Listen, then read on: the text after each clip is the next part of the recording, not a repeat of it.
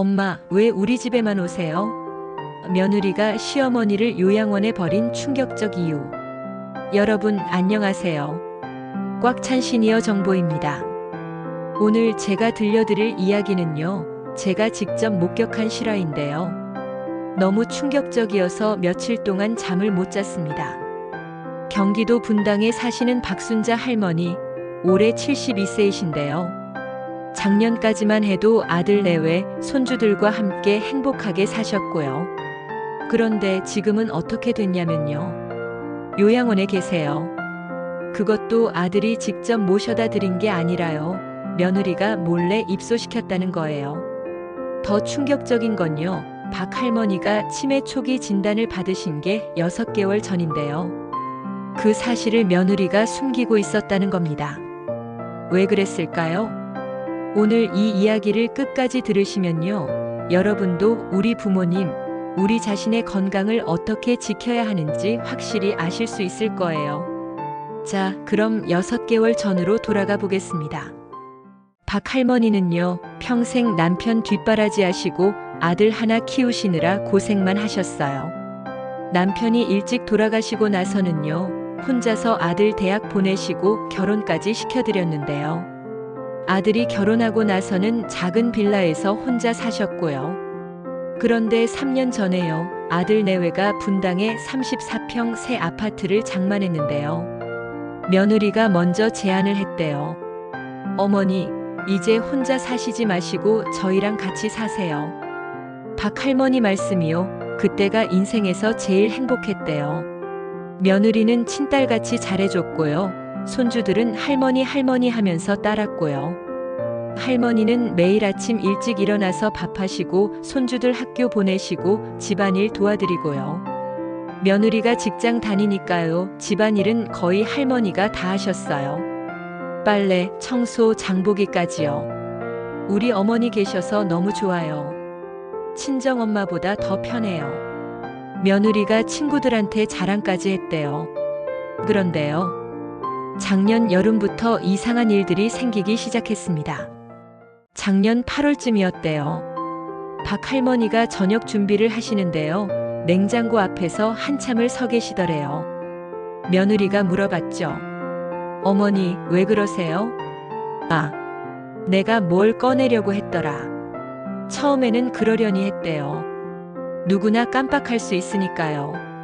그런데 이런 일이 자꾸 반복됐어요. 밥을 하시다가 가스불을 켜놓고 깜빡하신 거예요. 며느리가 집에 와서 보니까요. 냄비가 새까맣게 타고 있더래요.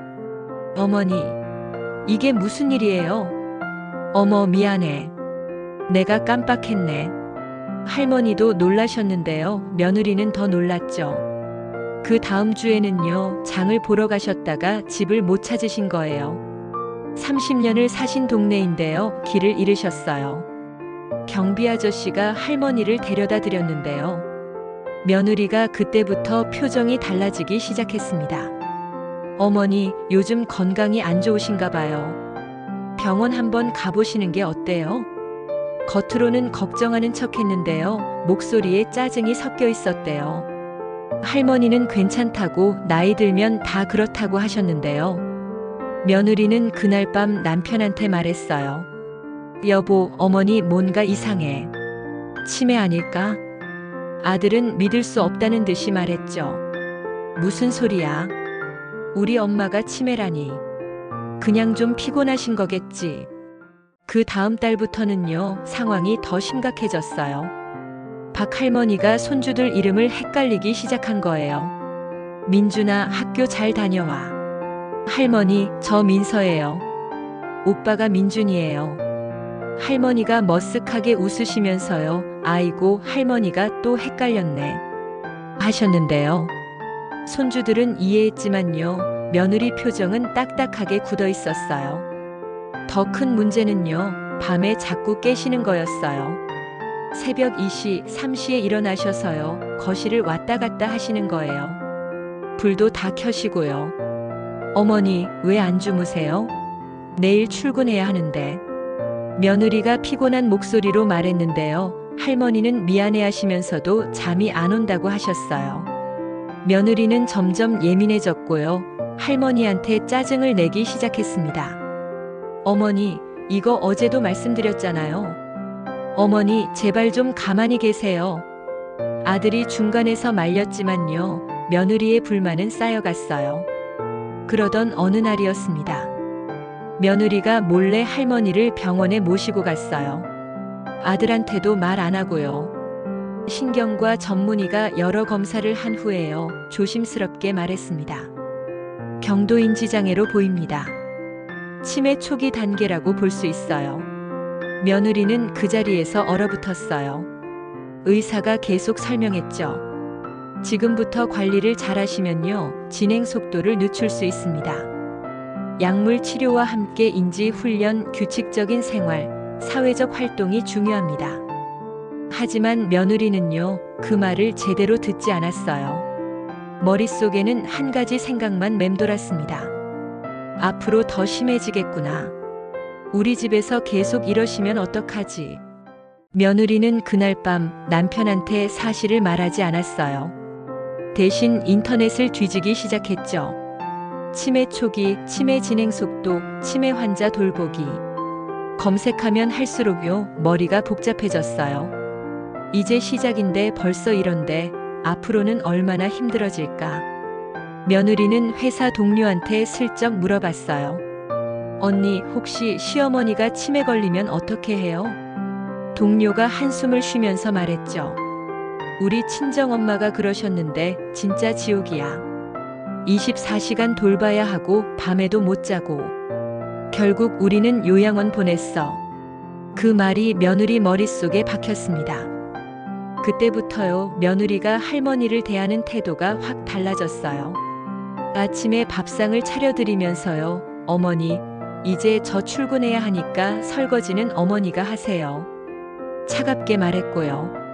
할머니가 실수라도 하시면요, 아이고 어머니, 조심하시라니까요. 소리를 버럭 질렀어요. 아들이 물었죠. 여보, 왜 그래? 요즘 엄마한테 너무 심한 거 아냐? 당신은 회사 가면 끝이잖아. 나는 매일 집에 와서 치워야 한다고. 부부싸움이 잦아졌고요. 집안 분위기는 최악이 됐습니다. 할머니는요, 눈치를 보기 시작했어요. 내가 짐이 되는구나. 밥도 제대로 못 드시고요. 방에만 계셨어요. 그러면서 증상은 더 빨리 악화됐습니다. 어느 날은요, 할머니가 새벽에 가방을 싸시더래요. 나 집에 가야 해. 우리 엄마가 기다려. 할머니, 어머니는 20년 전에 돌아가셨어요. 며느리가 그 모습을 보고는요, 완전히 한계에 도달했습니다. 다음 날 며느리는 몰래 요양원 상담을 받으러 갔어요. 치매 초기 환자인데요. 입소 가능한가요? 네, 가능합니다. 비용은 월 250만 원 정도 드시고요. 며느리는 망설이지 않고 입소 신청서를 작성했습니다. 남편 몰래요. 그로부터 일주일 후였습니다. 며느리가 할머니한테 말했어요. 어머니, 오늘 좋은데 구경 가실래요? 어르신들 많이 계시는 곳인데 프로그램도 좋대요. 할머니는 순진하게 따라 나셨죠. 며느리는 할머니를 요양원에 데려가서는요, 입소 수속을 밟았습니다. 어머니, 여기서 며칠만 계세요. 건강 체크하는 프로그램이래요. 할머니는 그 말을 믿으셨어요. 며느리는 할머니를 두고 집으로 돌아왔습니다. 그날 저녁 아들이 퇴근해서 물었죠. 엄마 어디 가셨어요? 며느리는 한참 만에 입을 열었어요. 병원에 계셔. 검사 받으시러 가셨어. 거짓말이었습니다. 다음 날도 그 다음 날도 할머니는 집에 안 오셨어요. 사흘째 되는 날 아들이 폭발했습니다. 대체 엄마가 어디 계신 거예요? 병원이 어디예요? 며느리가 울면서 털어놓았죠. 요양원에 계셔. 미안해. 나는 더 이상 못 견디겠어. 회사도 다녀야 하고 애들도 돌봐야 하는데 어머니까지 돌볼 자신이 없어. 아들은 믿을 수 없다는 표정으로 서 있었어요. 내가 언제 엄마를 요양원 보내자고 했어? 어떻게 내 동의도 없이? 당신은 몰라. 당신은 회사 가면 끝이잖아. 부부는 밤새 싸웠고요. 결국 아들이 다음날 아침 요양원으로 달려갔습니다. 요양원 방에 계신 엄마를 봤을 때요. 아들은 가슴이 무너지는 것 같았대요. 할머니는 창가에 앉아서요. 멍하니 밖을 보고 계셨어요. 엄마. 할머니가 돌아보시더니 환하게 웃으셨어요. 아들 왔구나. 나 언제 집에 가? 엄마 미안해요. 제가 몰랐어요. 아들이 할머니를 안고 울었습니다. 그런데 그때요. 요양원 사회복지사가 아들을 따로 불렀어요. 보호자님 잠깐 상담 좀 할까요? 사회복지사 선생님이 차분하게 말씀하셨어요. 보호자님, 어머님은 치매 초기시라 아직 집에서도 충분히 돌보실 수 있으세요. 하지만 저희 부인이 힘들어해서요. 그 마음 이해합니다. 하지만요, 치매 초기에는 가정에서 돌보시는 게 훨씬 좋아요. 익숙한 환경, 가족과의 교감이 병의 진행을 늦춰주거든요. 선생님이 자료를 꺼내 보여주셨어요. 지금 정부에서 치매 환자 가족을 위한 지원이 많습니다. 주간보호센터도 있고요. 방문 요양 서비스도 있어요. 월 110만 원까지 정부에서 지원해줘요. 네. 그런 게 있어요? 네. 그리고 치매 안심센터에 가시면요. 무료로 인지 프로그램도 받으실 수 있고 보호자 교육도 받으실 수 있어요.